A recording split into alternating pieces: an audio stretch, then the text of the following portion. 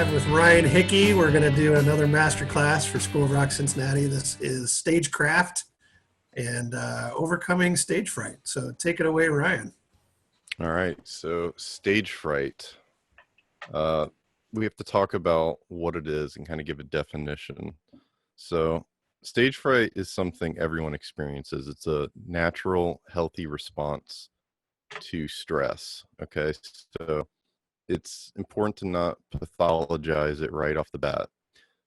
It can become a problem and lead you to have bad experiences with performance, but there are proven techniques and things you can do to mitigate it and overcome it completely. And all sorts of famous performers throughout the performing arts and different crafts have experienced this with great notoriety. Like Jim Morrison from The Doors used to sing with his back to the audience. Ozzy Osbourne, Lorde, the contemporary vocalist, she gives herself pep talks. Weezer, the band, plays frisbee before shows to work out the nerves. So we're all familiar with the term fight or flight, right? The fear response. So this is a biochemical response from the sympathetic nervous system. And it's pretty much the same thing with stage fright. It's kind of like a threshold of panic. But I didn't learn this till later in my performing career, that stage fright isn't necessarily something in your head. It's not cognitive behavioral in its entirety. It can have that kind of component where you have actual conscious anxieties and fears about things. But there's also, let's say you're completely fine with performing, you love it, but there's a physiological response that your body can give you trouble with that you really don't have control over right off the bat.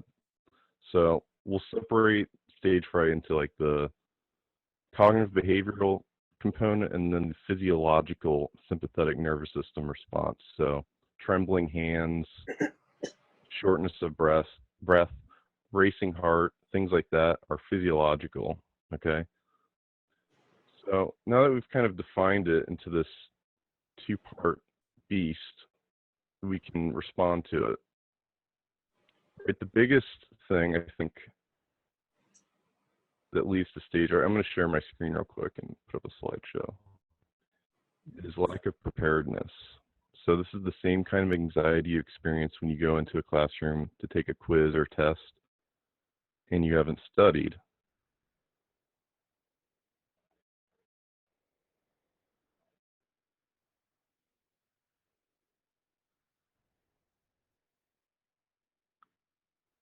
So by preparing and being cognizant of our parts that we're playing for our band,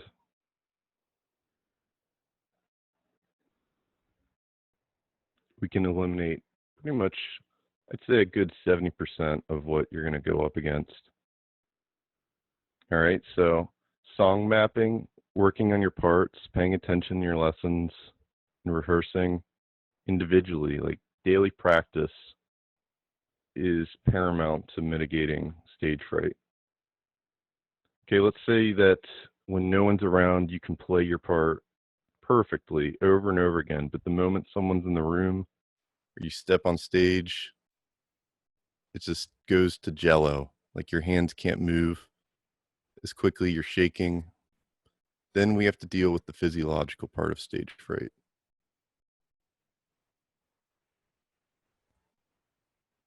All right, so there's also the mental or cognitive behavioral aspect. There's positive affirmations you can tell yourself and kind of culture your headspace a little bit to be prepared and confident and eliminate any sort of doubts or fears you have.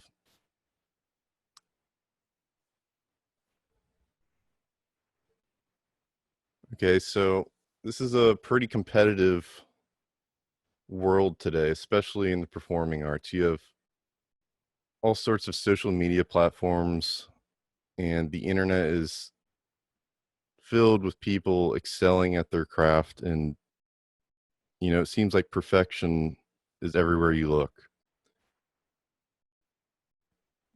But those kinds of results come with making lots of mistakes. So if you're afraid of making mistakes at gigs, if you're prepared, if it happens, it's fine.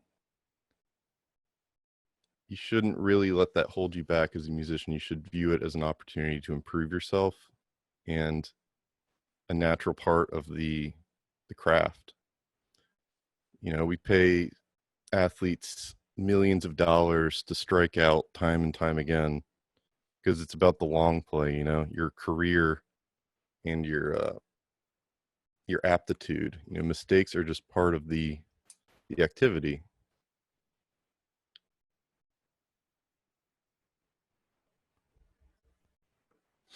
All right, so let's say you get to the gig, you've prepared and you've rehearsed, and you're having a tachycardia, elevated pulse, and your hands are shaking.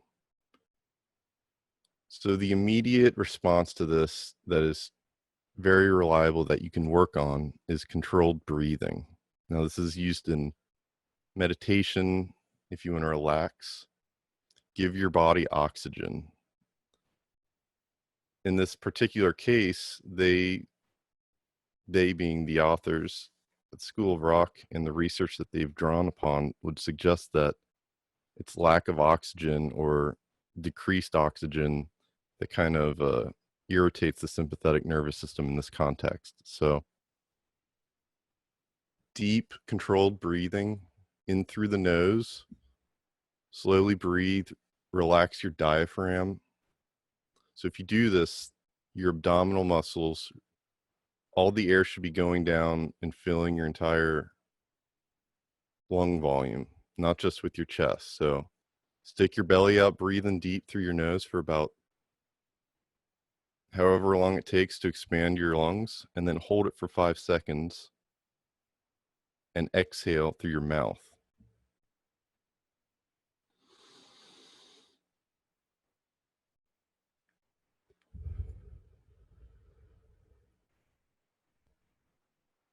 So you want to inhale for about 5 seconds, hold for 3 to 5 seconds, and slowly release through your mouth for 5 seconds. Anytime you're not speaking or setting up equipment or doing something strenuous at a gig, maybe you have 10 minutes before you take the stage, maybe you did sound check and you're waiting, practice some breathing techniques like this. It'll really help.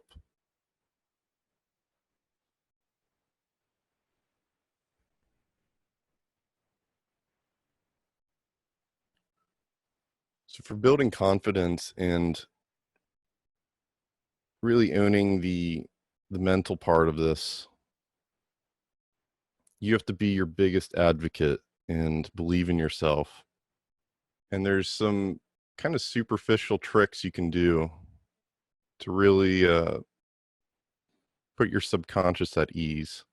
So there's a saying, dress well, test well.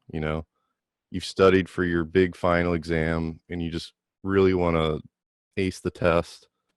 So dress nice, and that kind of implicit subconscious preparedness comes through in your performance. Our general manager here at School of Rock Cincinnati has mentioned multiple times how he loves when a band looks like they're dressed for the part. Like, you don't have to think twice about who's the band if you're at a bar. And this goes for many different situations in life. So looking the part and being prepared not only affects your audience, but it affects your own self and performance through that self as a result.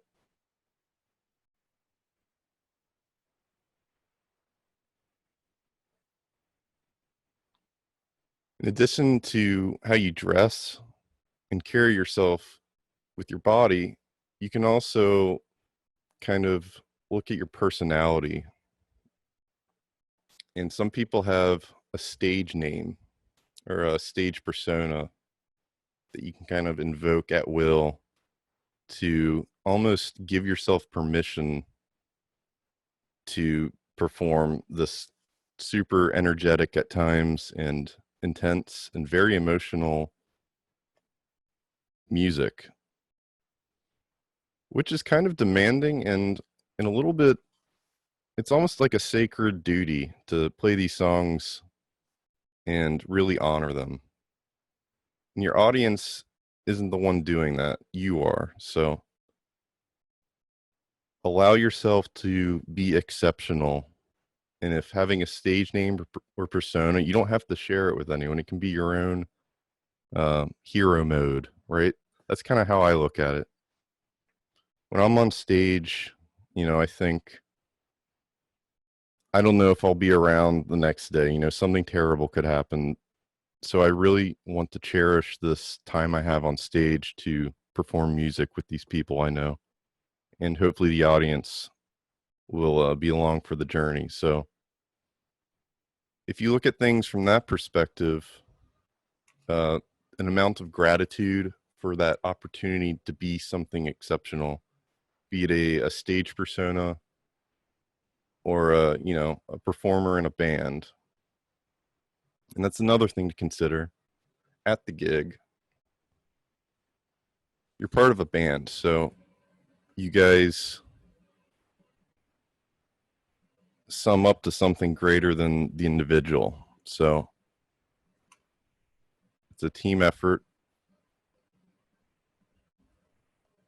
And again, if you make mistakes, that's part of being human. So nothing wrong with that if you do your homework. All right, mental reps and visualization. These are kind of, we all do this to some extent. And I wouldn't say that it's inherently going to help you. It's what kind of mental reps and visualization you use to prepare for something, because that same visualization technique can also be the media through which anxiety and rumination manifests. So if you're prepared to play your parts and you know your repertoire, but you have anxieties about messing up or being judged critically in a negative fashion, which is 99.9% not how reality is, by the way. If you're not prepared for that, these visualization techniques can deceive you, and they can become like nightmare or panic scenarios that you play throughout your head, and they're usually irrational. So the nice thing is, no one of us, no individual is so important that anyone really cares if you mess up or encounter one of these poor outcomes. You, the individual, should care about your performance, and that's where your preparation and practice ethic comes in. So if you are going to visualize something, think about visualizing your success, right? What are you going to wear at the gig? What will other people be wearing? What will the air feel like on stage? Will it match up with your expectations? A lot of times in your head, you build up these gigs as being so daunting and intimidating. And then once you're up on stage, it's like, oh, I'm just standing in another room. It's a very fleeting moment in time and nowhere near as big as we can make it in our head. But these exercises, the visualizing things, can be really useful. In fact, once you get to know your instrument, you can kind of, in a way, practice parts and even learn new songs just by doing it in your head. So if you're able to play through a song in your head, thinking about what it looks like in front of you, and you're counting it out, tapping your foot, and in your head you see your fingers moving or whatever, or you're imagining using your vocal muscles and diaphragm and using your breath, even to the point where you're imagining the rests, the parts where you're not playing. Then when you're on stage and you're relaxed, you've been practicing mindfulness and breathing exercises, chances are things will improve. And this is a skill that can be developed and mastered, right? Preparing for gigs and being aware of stage fright, not as like a boogeyman or something wrong with you, not as a pathology, but as a response to the stimuli that you're giving your sympathetic nervous system. It's part of the craft and something that we really value at the School of Rock, because this performance forward education is really complete. It goes beyond just the practice room.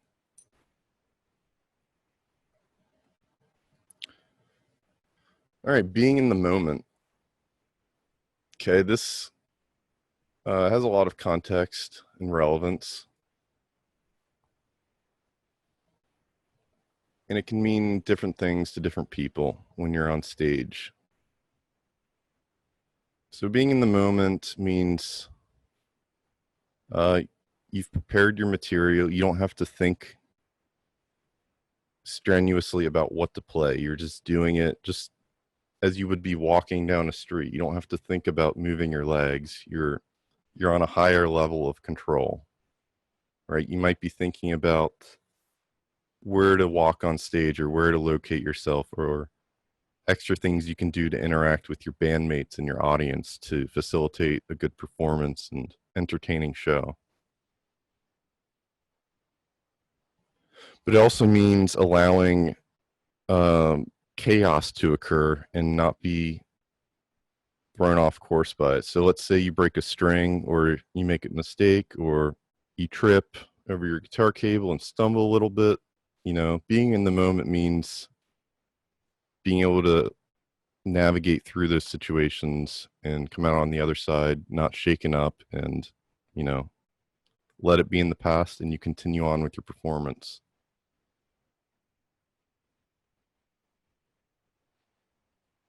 So dwelling on the past is not good, even if it just happened a couple seconds ago, and even if it just happened multiple times. You gotta persist.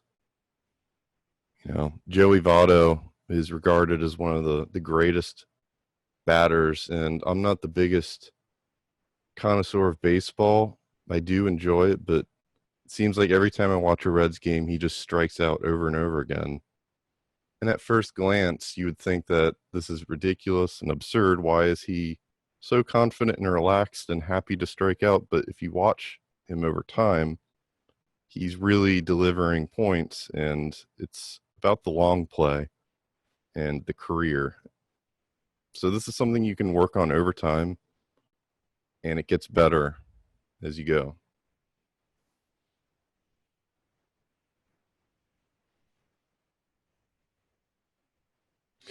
All right. So let me back out of this. Well, hold on. We got some more slides. All right, I'm just going to take a break back out of this and see what our attendance is at. Just us four still, huh? Yep. Any questions at this point or comments? Yeah. So if you're, I mean, I've experienced this in sports and performing music as well, but like, you know, that anxiety, the physiological reaction, you know, if you don't make it go away, sometimes like stepping onto the field or stepping onto the stage and performing for a few minutes like that after that first song, typically that, for me anyway, that tends to melt away or flatten out. Do you think that is an adrenaline rush or change or leaving the body, or how does that, what do you think about that?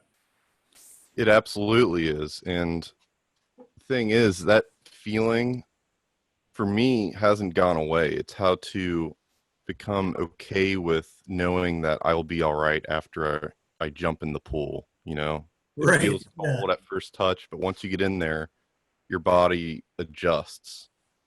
So it's knowing over time, after that happens so many dozen times, you trust it, that it's going to be okay. So yeah, it is an adrenaline rush. The sympathetic nervous system primarily deals with epinephrine and norepinephrine, which are adrenaline and noradrenaline.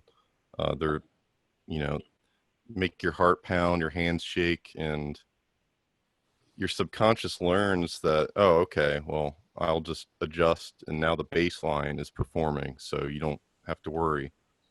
The problem is, and this is not just for stage fright, but anxiety in general, anxiety is a natural experience, and stress is a natural healthy thing. But when we avoid them, that's when it can become a pathology and a real annoying thing to deal with. So I think you're right, Josh. The fundamental skill is being okay with experiencing this and working through it rather than trying to avoid it. Cool. So do you guys have any stage names or any techniques that you guys use? Do you have a secret trombone hero psyche in your mind that you would invoke during gigs? All my trombone heroes are like the most laid back, chill people you'd ever see on the surface. Like, I don't know what's going on inside of them, but like, of course I like Trombone Shorty. He's got some amazing energy and whatnot, but like all my heroes are dead. they're all jazz standard greats: J.J. Johnson, Irby Green, Slide Hampton. But yeah, I mean, just like it's amazing to see people get on stage and look so comfortable and happy and smooth. And, I'm sure that comes from years of performing, but, it's hard to imagine that. Yeah, definitely. And I think it is just practice and experience. And you have to assume that there are some negative experiences that occur every once in a while. And it's being okay with that and working through it.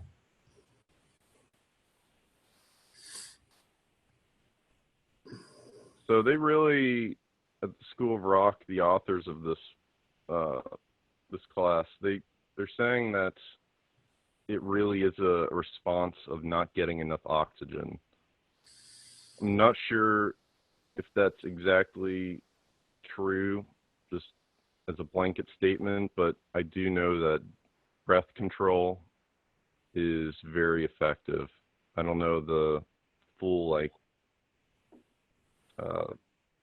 neurotransmitter pathway and stuff, that how it's actually acting on the sympathetic nervous system. It'd be worth checking out, but it does help a lot. And it gives you something to focus on. If you're playing through a song and you're feeling a little nervous, just center yourself and focus about your breathing. That is something you can always immediately control. You can't control what anyone else is thinking out in the audience, but if you've prepared your music, you can use that as a sort of like healthy distraction to center yourself.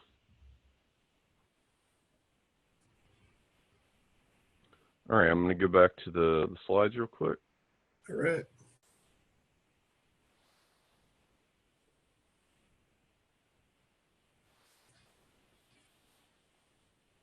So let's talk more about the visualizations and mental reps.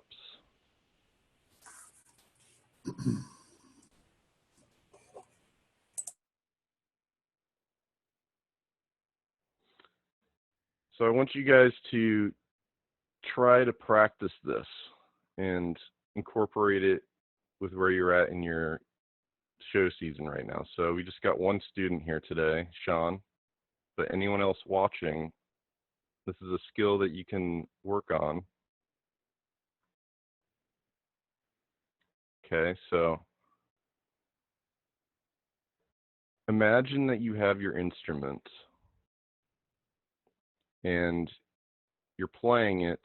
You can visualize your hands moving. You see, let's say you play guitar, okay? So after you've been relaxed, practice your breathing slowly in through the nose for 5 seconds.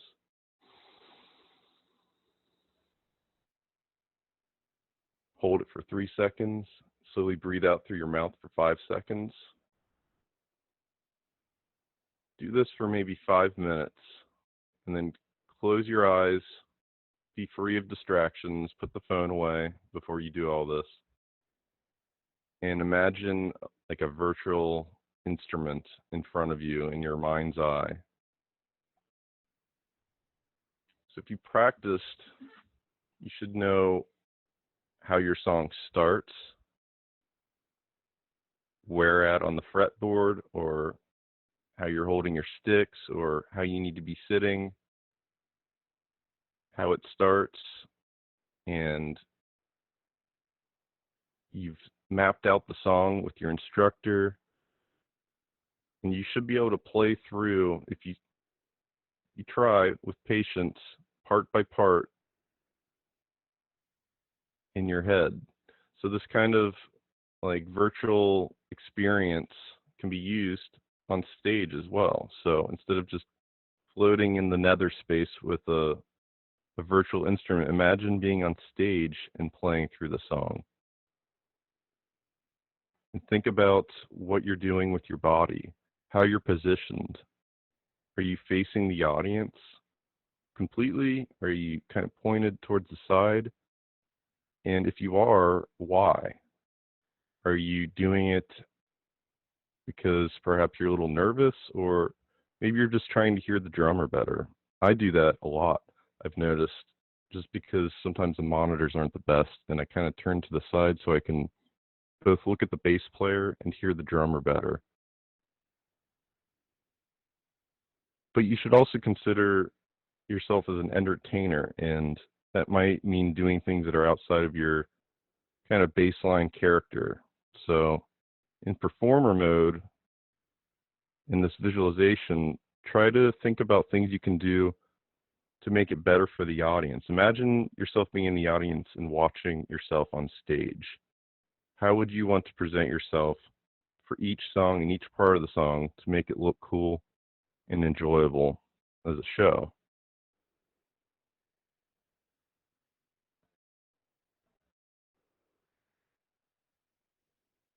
Anytime that you feel a little discomfort with one of these ideas, take another 5 minutes and practice breathing in through the nose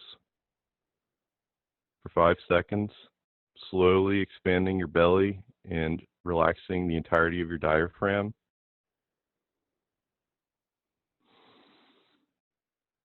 Hold for 3 seconds, and then exhale slowly, relaxing and letting your diaphragm go back up through the mouth for about 5 seconds.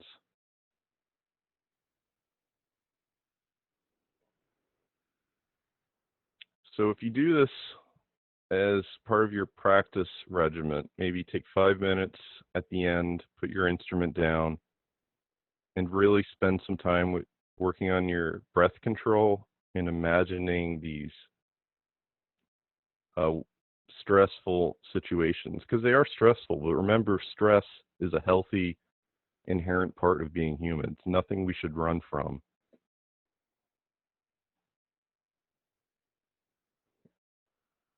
And think about the positive experiences. You know, you've learned your songs, you're prepared, it's time to have fun.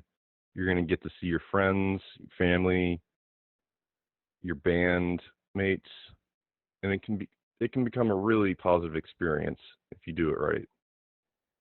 And this really comes down to preparation, I think. There's nothing more miserable than slogging through a gig with a band that hasn't learned their parts, or, you know, it's just not fun for anyone. It's like, you know, on the one hand, you can drive down a road with a nice paved highway and you know where you're going, or you can try to go full speed through a forest full of trees, and, you know, it's not fun navigating on the spot through chaos and uncertainty while having an audience that may be paid to do so watch you.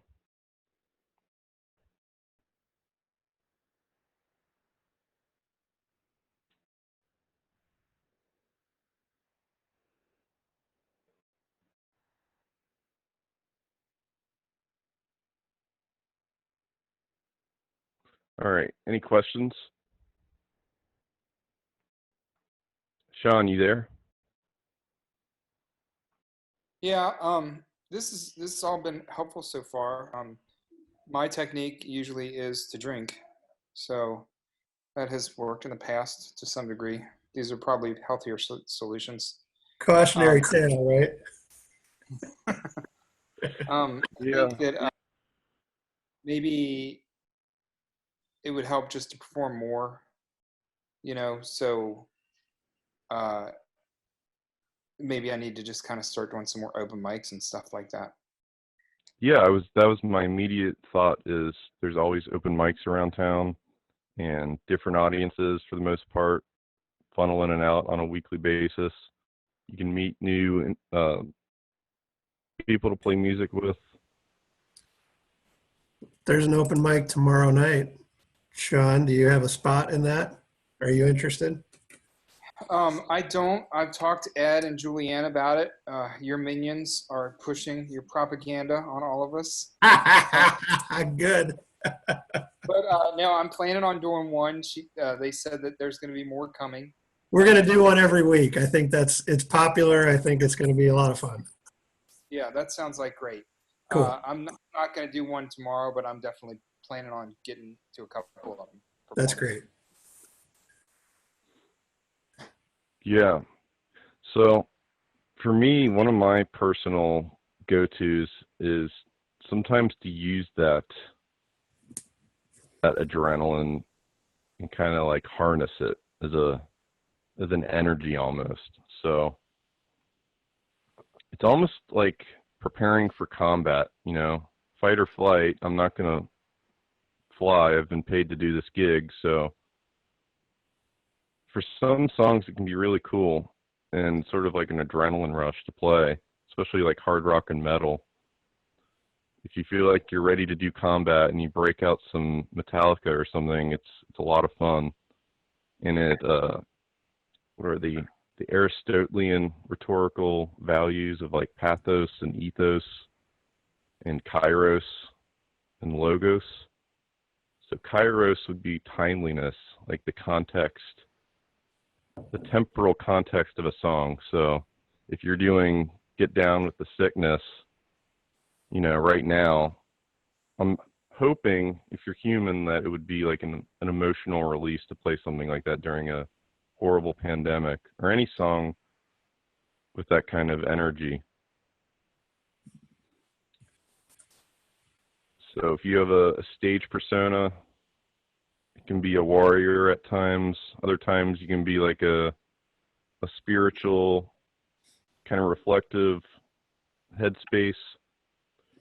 Being a performer, there's a lot going on, behind the cool laid back jazz trombonist that you might not see at the bandstand, I think. Or I'd like to think that anyways. That's how it is for me.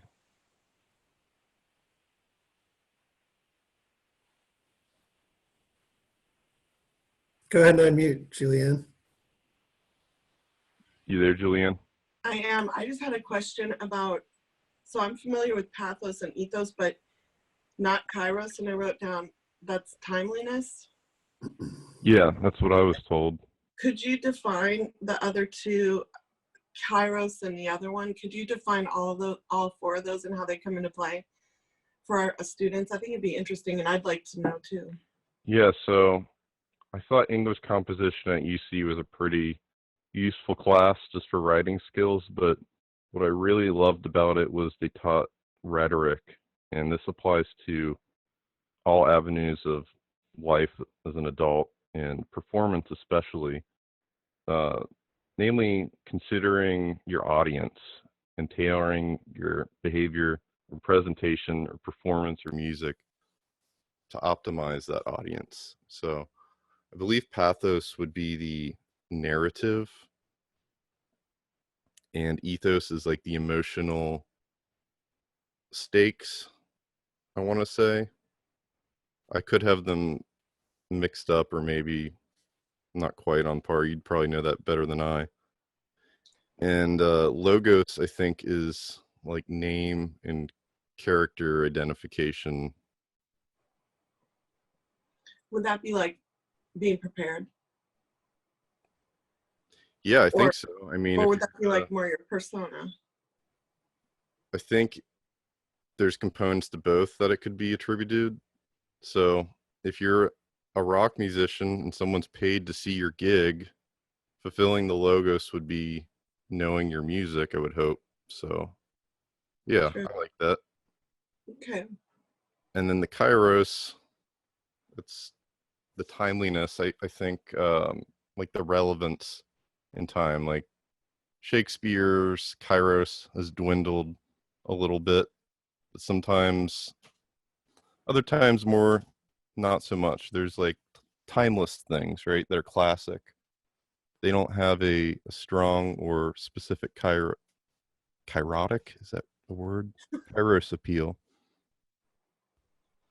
And I know Josh values being on time as well, and we should all be the same. So maybe we could throw that in there too. Yeah. Yeah, it's a good Or life hack. more professional, yeah. Gets you places. Preparedness is not just knowing your part. Agreed. So being Actually, aware. that way, that's a excellent point. Being late makes you more anxious as well. Absolutely. True. It's like the bumpy road analogy he put out for us. That just, or excuse me, the navigating through a forest. Yeah, like the speeder bikes in Return of the Jedi. That's awful. No one wants to have to do that. And that was with the Force. Good luck without it. And it's like Danny talked about yesterday with auditioning. Part of being prepared is not just knowing your part, but and like you guys both pointed out, like looking nice and I call it like putting your best foot forward, but also knowing what time to be there, what they're expecting of you, be early, and have extra things ready in case they're like, hey, we've already heard 7,000 Seven Nation Armies today, you know, that kind of stuff. So that's all part of paving your road and making it nice. So I like that analogy. Thank you. Yeah, absolutely. So dress well, test well, and I guess dress well, shred well, maybe. I don't know.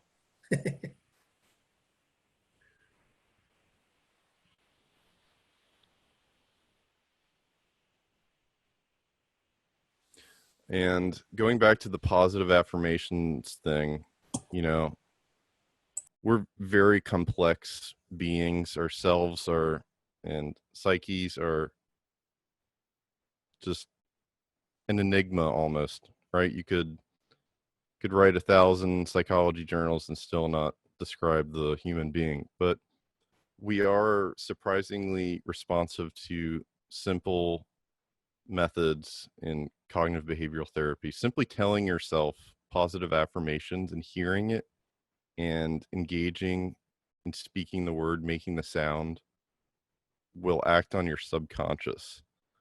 And I think of this as a homologue to the fact that writing something with an actual pencil or pen will lead to stronger and more reliable memory encoding than typing, or even worse, touching a touch screen. It's proven. It just acts on our brain in a more robust manner. And telling yourself that you are awesome and that you're prepared and you're going to enjoy a gig, like literally looking in a mirror and telling yourself that aloud. You can do this in private, of course. You don't need an audience for that part. Does make a difference. So do these mental images and visualizations,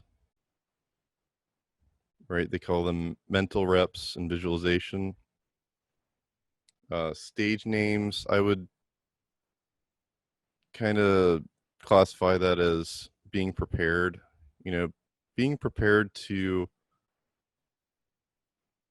be exceptional and do something that not the majority of the population gets to experience. You know, it's one thing to play sports and perform on that level, but the arts are a little more demanding because they can force you to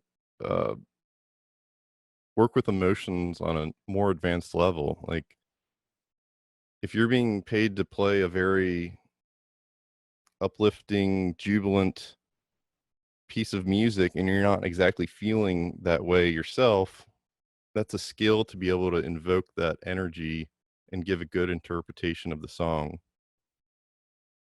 So if you want to think of that as having a stage name, acting as a character that has that power or ability, even though we all do, that kind of compartmentalization of psyches as a performer is a really useful way of thinking, I believe. So that kind of constitutes preparation on a more meta level, and it kind of represents mastery of the cognitive behavioral aspect of stage fright. Then for the physiological response of the sympathetic nervous system, where your hands are shaking, your heart's racing, maybe you're sweating, practice breath control, deep breathing with your full diaphragm. So you should feel your belly sticking out a little bit when you deep breathe.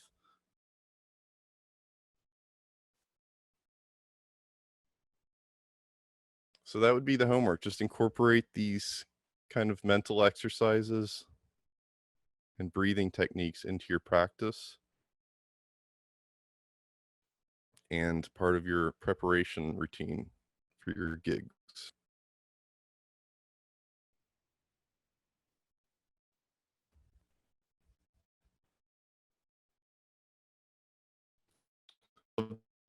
You guys, if you have any questions or comments, want to chime in, Sean?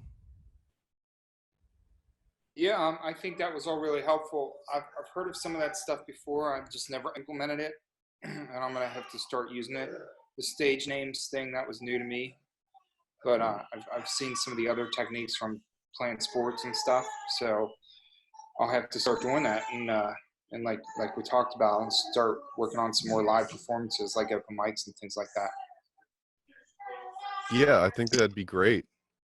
So every Friday at 7:30 now, we're going to be doing our open mic virtually. And if there's I would still come out even if there's no time slots available, because, maybe someone can't make it or someone disconnects and we have some open air. Might be fun to And watch too, just get a feel for it. Because I think there's going to be a couple of instructors, lots of students, at least one family is going to do a song, which is kind of fun. So yeah, check it out. So we can tune in if we're not even. Oh yeah. Awesome. Okay. Yeah. We're going to put it on the TV in the living room. Why not? Free entertainment. That's right.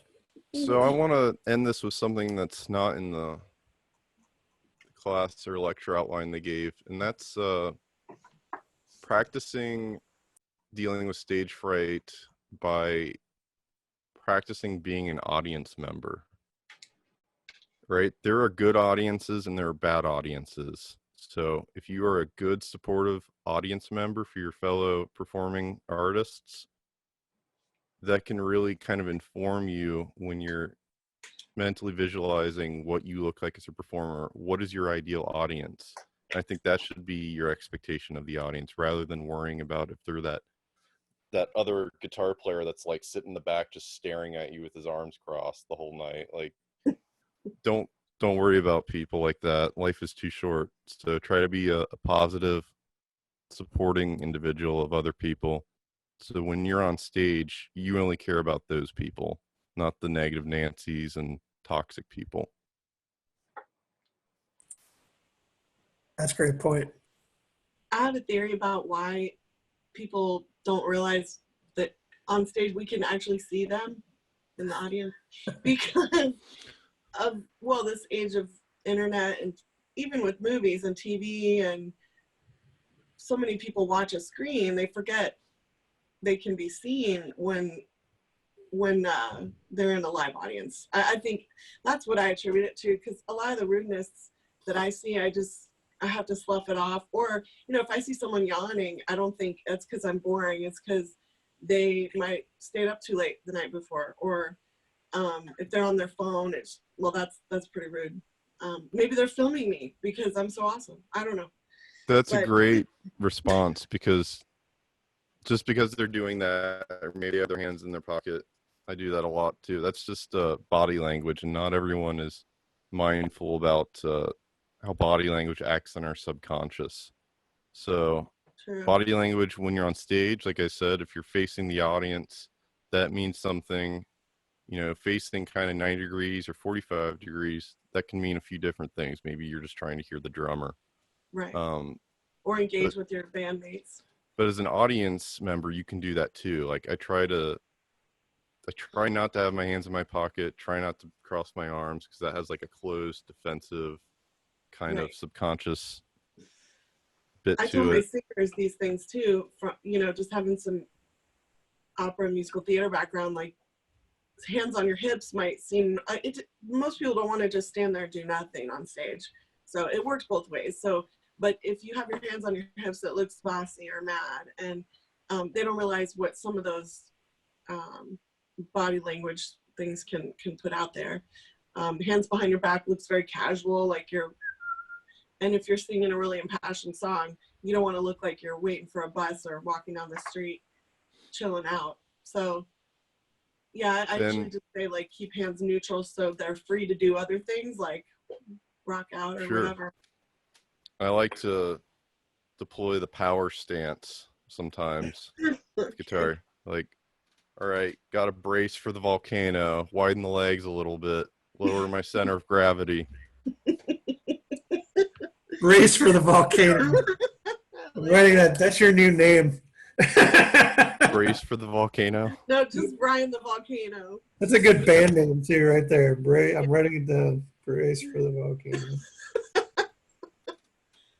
That's going to be in the notes for this call. Awesome. All right. Well, that was a good note to end on, I think. That's everything I wanted to say at the moment. It's just like an intro kind of lecture.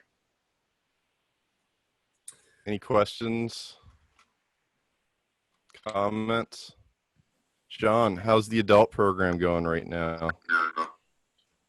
It's good. I think School of Rock has been kind of really surprising, and that how you guys are taking an in-person experience and making it work through this time. And I appreciate all the extra stuff like these classes that's going on. I'm definitely trying to make as many of them as I can, and yeah, it's good. And this one was great too, and it was really helpful, and I appreciate you guys doing it. Glad to hear that, Sean. Thank you so much. We love doing this. Have you guys made any of the artist sessions at all? Sean, have you made one? I haven't, just because it's harder for me to do the stuff that's later in the day. That's all. Yeah, me too. Actually, there were a couple that I made which were just amazing. Like the guy from Asia, Bumblefoot. Okay. He's awesome. Dude, Killer player. He wouldn't leave. Like, he answered questions until there were no more questions. I mean, it was like 90 minutes. Aww. That's amazing. The guy from Kiss is tonight, Bruce Kulick. At 5? Yeah, wait. Yeah, 5 o'clock. So anyway, that'll wrap us up for today. Thanks for attending our masterclass on combating stage fright with Ryan Hickey. Thank you, everyone. Peace out. Stay safe. Thank you, Ryan.